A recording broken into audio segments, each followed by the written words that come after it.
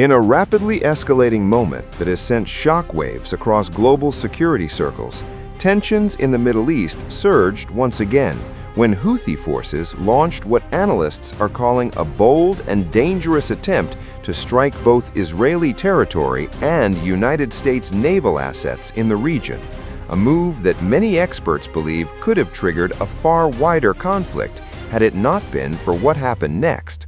Because within minutes of the attempted attack, advanced detection systems aboard U.S. Navy warships in the Red Sea identified multiple incoming threats believed to be a combination of drones and cruise missiles launched from Houthi-controlled areas in Yemen, and what followed was a display of modern warfare precision that highlighted not only the technological superiority of American defense systems, but also the fragile balance that currently defines the region, as U.S. destroyers immediately activated their Aegis combat system, locking on to the incoming projectiles with near-instant accuracy, while Israeli air defense networks, already on high alert due to rising regional tensions, simultaneously tracked aerial threats approaching their airspace, creating a synchronized defensive response that military officials later described as textbook coordination under pressure. And as the first wave of drones closed in, U.S. Navy vessels deployed interceptor missiles, reportedly SM-2 and SM-6 systems, which successfully neutralized the threats mid-air, lighting up the night sky over the Red Sea in what witnesses described as a series of controlled explosions, each one marking the destruction of an incoming hostile object before it could reach its intended target. While at the same time, Israel's Iron Dome and Arrow defense systems were activated as a precautionary measure, ensuring that even if any projectile evaded U.S. interception, it would still face a second line of defense. And this layered approach proved decisive, as no confirmed damage was reported on either U.S. naval assets or Israeli territory, a fact that officials were quick to emphasize in order to project strength and deterrence.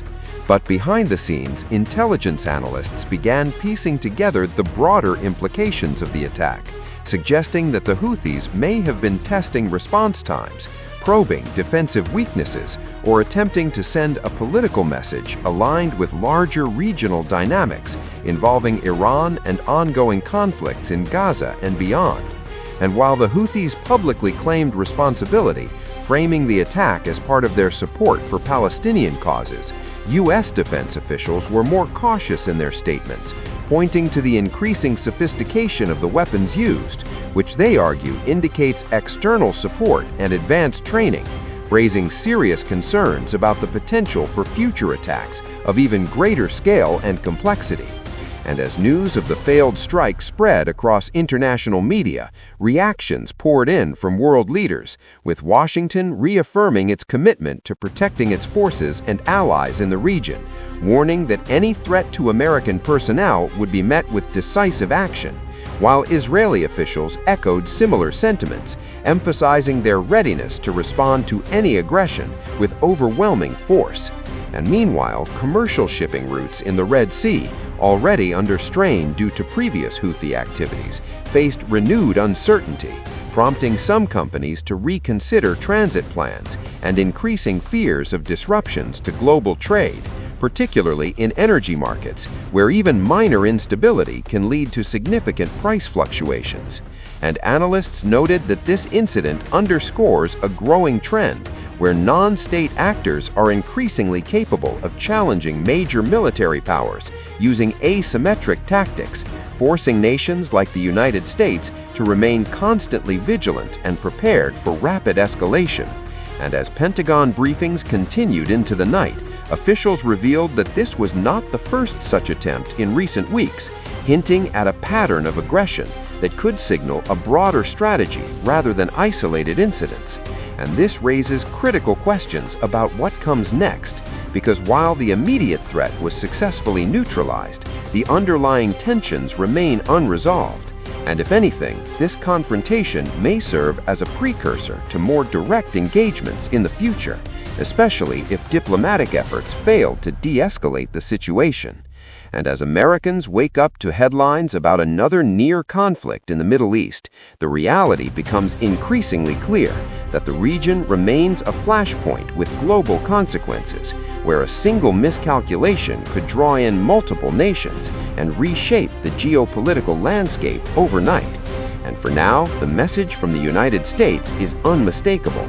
Any attack on its forces will be met with unmatched defensive capability and, if necessary, overwhelming retaliation. But whether that deterrence will be enough to prevent the next attack is a question that remains unanswered, leaving the world watching closely as events continue to unfold in one of the most volatile regions on the planet. And as the dust quite literally settled over the Red Sea following the dramatic mid-air interceptions, what began to emerge was an even deeper and more complex story, one that goes far beyond a single failed attack, and instead points toward a rapidly evolving battlefield where technology, ideology, and geopolitical ambition are colliding in ways the world has not fully grasped yet. Because according to multiple defense insiders, the speed, coordination, and trajectory of the incoming Houthi projectiles suggested something far more calculated than a symbolic strike. It appeared to be a coordinated stress test of Allied defense systems, almost as if someone was watching closely, measuring reaction times, tracking interception success rates, and gathering real-time battlefield data. And that realization has raised alarms in Washington at the highest levels, where Pentagon officials are now reviewing not just the incident itself, but the broader strategic implications, including the possibility that such attacks are being used to refine tactics for future engagements, potentially involving more advanced weaponry or simultaneous multi-directional assaults designed to overwhelm even the most sophisticated defense networks. And this concern becomes even more serious when viewed in the context of increasing cooperation among regional actors aligned against U.S. and Israeli interests. Because while the Houthis operate out of Yemen, their capabilities have grown significantly over the past few years, evolving from relatively localized insurgent tactics into a force capable of launching long-range precision strikes. And analysts have repeatedly pointed to the influence of external support, particularly in the form of missile technology, drone engineering, and targeting intelligence, which has enabled them to extend their reach far beyond what was once considered possible. And that raises a critical question now being debated across intelligence communities. Was this attack truly a standalone Houthi operation? Or was it part of a larger coordinated effort involving multiple players seeking to challenge U.S. dominance in the region? And while officials remain cautious about assigning direct blame without definitive evidence, there is a growing consensus that the sophistication of the attack cannot be ignored, especially given the increasing frequency of similar incidents targeting commercial vessels and military assets in strategic waterways.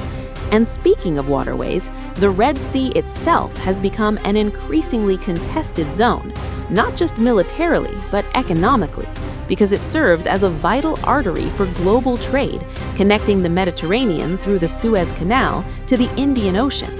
And any disruption here has immediate ripple effects across international markets, something that shipping companies and energy traders are acutely aware of. Which is why even a failed attack like this one can trigger heightened insurance premiums, route diversions, and rising costs that ultimately impact consumers thousands of miles away, including in the United States, where fuel prices and supply chain stability remain sensitive issues. And this is where the story begins to hit closer to home for American viewers. Because while the interception itself may seem like a distant military event, its consequences are anything but distant. They are tied directly to economic stability, national security, and the broader question of how far the United States is willing to go to maintain its presence and influence in a region that continues to demand attention despite shifting global priorities. And within hours of the incident, U.S. Central Command released a carefully worded statement confirming the successful defense operation, while also emphasizing the ongoing threat environment. And behind that official language lies a clear message: this is not over. Not even close, because if anything, this incident may mark the beginning of a new phase where attacks become more frequent, more complex, and potentially more dangerous, especially if adversaries interpret the lack of immediate retaliation as restraint rather than strength. And that brings us to a critical strategic dilemma now facing U.S. leadership: whether to respond in a way that reinforces deterrence without triggering escalation, a delicate balance that has defined American foreign policy in the Middle East for decades, and one that becomes increasingly difficult to maintain as non-state actors gain access to capabilities once reserved for nation-states. And meanwhile, Israel finds itself in a similarly precarious position, already dealing with multiple security challenges on different fronts, and now forced to remain on constant alert for threats that may originate hundreds of miles away, but arrive within minutes, compressing decision-making timelines and increasing the risk of miscalculation. And it is this compression of time and space in modern warfare that experts say makes the current situation particularly dangerous, because the margin for error is shrinking, and the consequences of even a single mistake could be catastrophic, drawing in additional actors and potentially igniting a broader regional conflict. And yet, despite these risks, there are also signs that both the United States and its allies are adapting, investing heavily in integrated defense systems, real-time intelligence sharing, and rapid response capabilities designed to stay one step ahead of emerging threats. But the question remains whether adaptation can keep pace with innovation on the other side, especially as groups like the Houthis continue to demonstrate an ability to evolve, learn, and strike in unexpected ways. And as analysts continue to dissect every detail of this latest incident, from launch patterns to interception timing, one thing is becoming increasingly clear. This was not just another headline. It was a warning, a glimpse into the future of conflict, where lines are blurred, actors are decentralized, and battles are fought not just on the ground, but across networks, sensors, and systems that operate at speeds beyond human perception. And for the American audience watching this unfold, the takeaway is both reassuring and unsettling at the same time. Reassuring because the defense systems worked exactly as designed, preventing what could have been a devastating outcome. But unsettling because the very need for such a response highlights how close the world may be to a tipping point. And as policymakers, military leaders, and intelligence agencies continue to assess what comes next, one thing is certain: the story is far from over, and the next move, whoever makes it, could define the trajectory of this conflict in ways that will be felt not just in the Middle East, but across the entire globe, leaving millions watching, waiting, and wondering just how much longer this fragile balance can hold before something finally gives way.